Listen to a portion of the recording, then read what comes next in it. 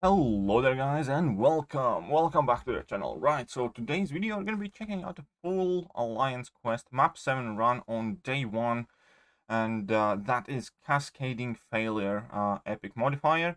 And we actually have this week by far the best and most fun global node for entire week, which is the one that gives you the Fury every time you intercept. So that makes a lot of champions significantly better than they otherwise would. And on top of that, in today's video, I actually did manage to sneak in some white Magneto action, and that is quite a cool fight. So it's part of the reason why I decided to upload today's IQ run. So we're going to start off here, and first fight. So I am in section 1 on path 5. It's actually a very short path. I only have 3 fights, and this is basically the villainy nodes where only villain champions gain power, but Corvus kind of somehow, for whatever reason, qualifies. The reason for my team is actually I kind of forgot that the first day is always Cascading Failure, as you guys can notice. I brought in Ghost and Corvus, so both of them are a bit sus on Cascading Failure because obviously you do crit a lot. So I do have to be very careful and quite often slow play my fights slight amount. Just make sure that I don't get too many of those debuffs active. But again, thanks to that Intercept Fury that we are getting this week, Chorus is actually still a very viable option for vast majority of fights on Cascading Failure because you can do a lot of damage in a very small amount of hits. And my team overall, here you can see it is Corvus, Ghost, and Human Torch. Now, Human Torch is pretty much primarily for White Magneto mini bosses. I don't often bring him in, aside from this variation in particular, because he's one of the, if not the best option for that fight. In addition to that, there is another reason for Human Torch, which is like Mephisto on the one-eyed open resistor path that I'm doing in section 2. But we need to get there because there is one of the most annoying voids ever created on that line as well, and that is not going to be as straightforward. When it comes to section 3, and we're going to get there eventually, quite obviously, but in section 3 I do strengthen 9 numbers in colorblind lane. So in some weeks it can be fairly costly lane because you do ideally want all your team members alive, even though you can quite often squeeze through with one of them being KO'd, but you definitely want to have each champion from different class. So it often is a bit tricky to plan for the setup of the path.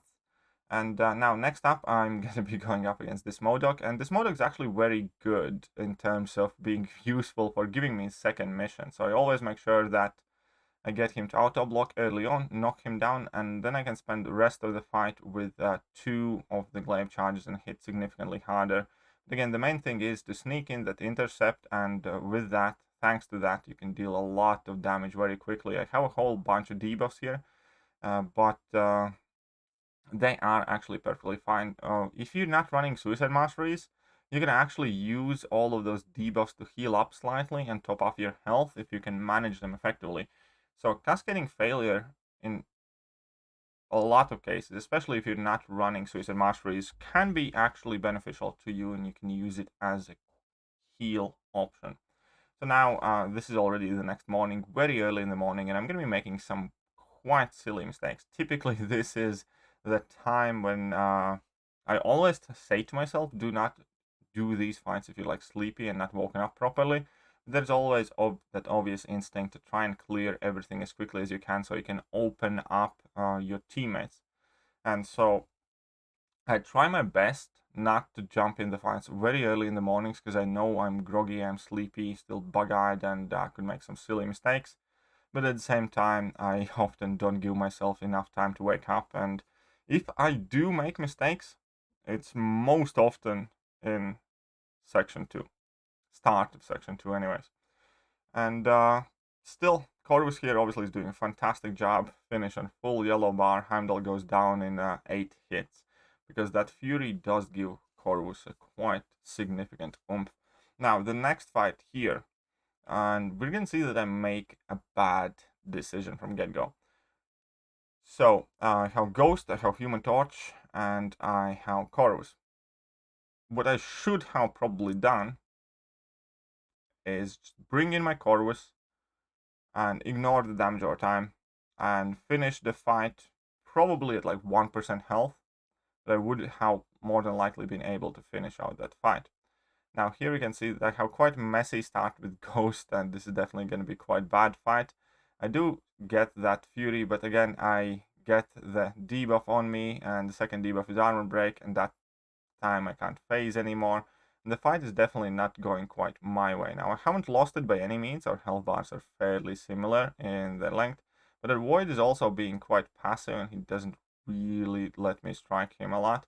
And there I dropped kind of panicky level 2 in the block, and yeah, eat level 1, and it was a very, very bad fight. I typically get this fight done a lot better. Actually, if I'm gonna upload day 2 Alliance Quest, well, let me know if you guys want to see that, because I think I have recorded every fight thus far as well in day 2. So if you guys want to see another Alliance Quest upload tomorrow, smash that like button, smash all the other buttons, hit the comment section, and tell me that you want to see every single day maybe this week, perhaps. But either way, we can say I brought in Corvus and I finished off the rest of the fight quite quickly without too much trouble. And yeah, the day after this, the next day, I used Ghost and it went much quicker, much easier as well.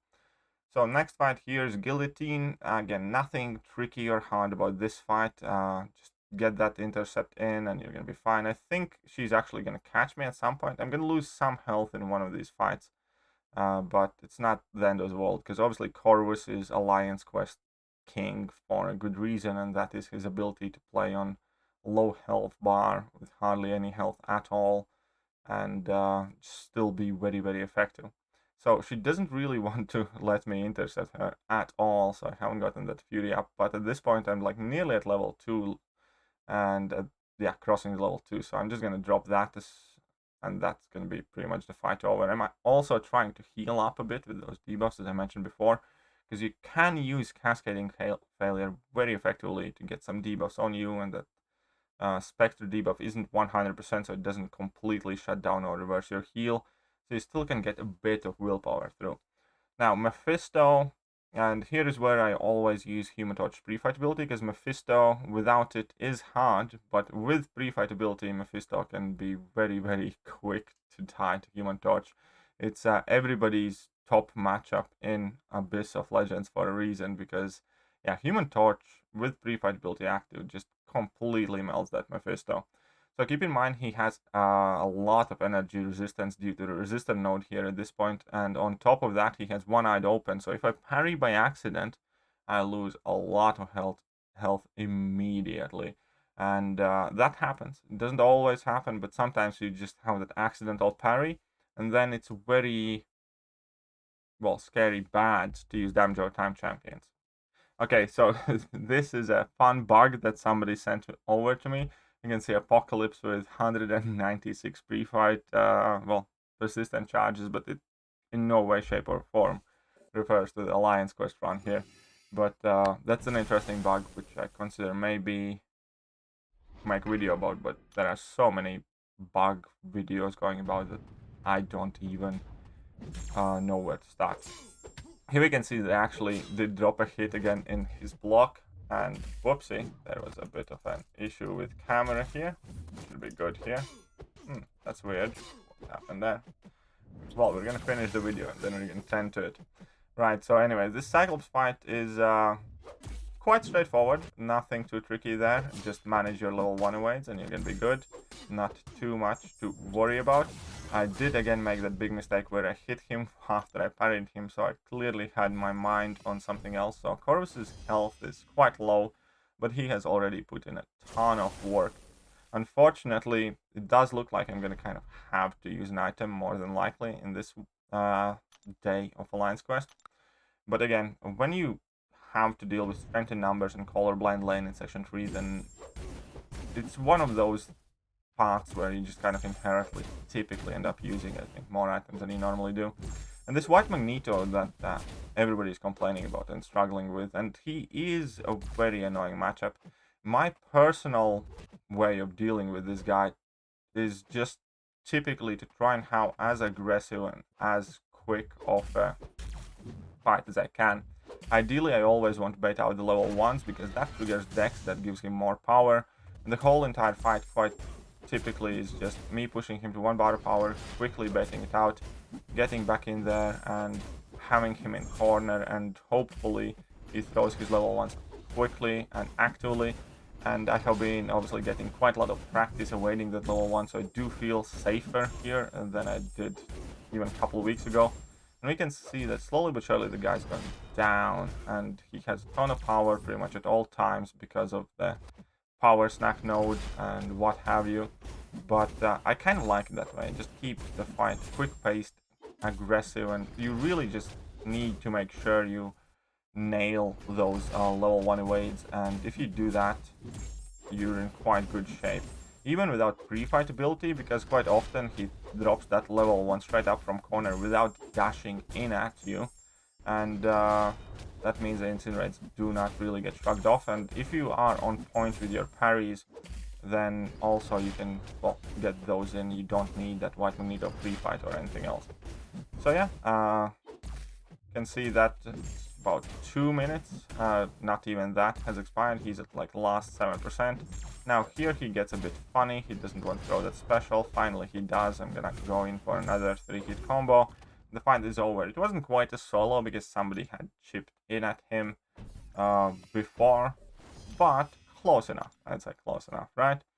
So next up, I'm gonna jump to my section 3 path, and I always take an extra moment to make sure that I teleport to the right place, because I don't want to be the guy making that mistake. And well, quite honestly, I have not ever tested out the undo button, and I don't really want to be the guy who has to test it out and rely on it either, because I don't have faith in Kabam's undo button for now, with all the bugs and glitches going around. So this MCOC fight, again, it was going quite well up until this point, and I'm just starting to mess about a bit too much. I think what's gonna get me in this fight is gonna be when I go for a parry, and because of strength in numbers node, the parry is not gonna apply, and I'm gonna think it does, and then I'm gonna get clipped. You can see that I'm at like 11-12%. I was waiting for the debuff to expire. Here I thought I had landed a parry. I didn't, and for whatever reason I went in for a heavy attack, and I ate a heavy of his own.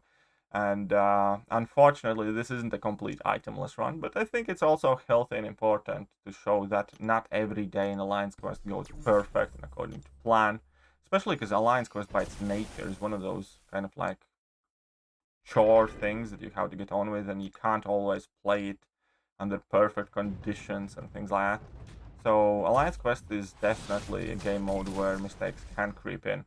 So I did use like a small level 2 revive, not using any potions, because I'm quite sure I should be good for rest of the way. And that is it here, I believe, for this set. And now we have the last part of the video coming in, where I have been unlinked, and these will be the last fights of the day. Now, unfortunately, I do not have any Apocalypse boss action. I was actually doing my best to wait and snipe the exact moment when Apocalypse opens up, because I had Ghost, I had Corvus, I could have done some significant damage, and I have been bit by bit practicing awaiting that like level 1 as well. But obviously I missed it. It happened too quick, man. That's one of the good things when you are in like very active alliance, that people want to take hard fights, and you kind of have to try and jump in there, because if you blink, most of the time the kind of joint mini boss fights will be gone. Many people like to wait around the White Magneto though, so I guess that means that White Magneto is by far the most annoying mini boss, but the rest of the mini boss and bosses just seem to disappear like that. And I like that.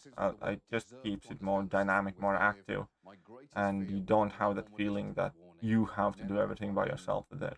You just feel like a part of a team, and there is a team around you. So yeah, again, the last fights are fairly simple. There's nothing too crazy to go about with them, and yeah, it's just Karnak here, so went in for a full combo, didn't quite finish it off, but we can see that I actually have managed to heal up Corvus quite significant amount. I was trying to do that on purpose, and we can definitely see the value of Cascading failure heal. And yeah, now we have Howard the Duck, and that is also very straightforward, simple fight using Corvus, because he starts with a bunch of armor breaks, and you get to parry, and all of those get converted into well, sorry, he starts with armor ups, you parry, all of those are converted into armor breaks, and that's done and dusted. Quick sneaky intercept to even further enhance the damage, and 8 hits. 8 hits and it's done. And the last bit here is the She-Hulk, which we can see somebody did try to take. It's about halfway done, so I figured why not get in there, have a bit of fun as well. And I don't really remember which champion I used for the She-Hulk. Might have been a Human Torch, and I actually might have died in this fight. I don't remember. It's worth checking it out. And yeah, I kind of have to remind myself here. I think I actually made a mistake here, and I might have hit the bucket. But either way, as I mentioned, I do not get any apocalypse action, so it's not actually all that important. Yeah, so I definitely made a mistake here already. She's at like 60% here though. And obviously she doesn't have any energy attacks, so I can't really build up any smolders either. And oh yeah, I think I'm gonna trigger too much of the cascading failure. I don't... Yeah, this is very interesting, because I don't really have much recollection of doing this fight. But overall, let me know what you guys think. Do you like these type of videos? To see me do Alliance Quest, and what do you think about that? And do you want to see more Alliance Quest days posted? All that being said, I think I do going to finish this fight. Yeah, I just used Corvus to quickly finish it up. Why not? And the fight's over. So let me know what you guys think. If you want more Alliance Quest footage, I'll be happy to oblige, and I have recorded the next day already. But other than that, hopefully you guys enjoyed this video. Hit that like button, hit that sub button, hit all the buttons, and I'm gonna catch you guys soon. So yeah.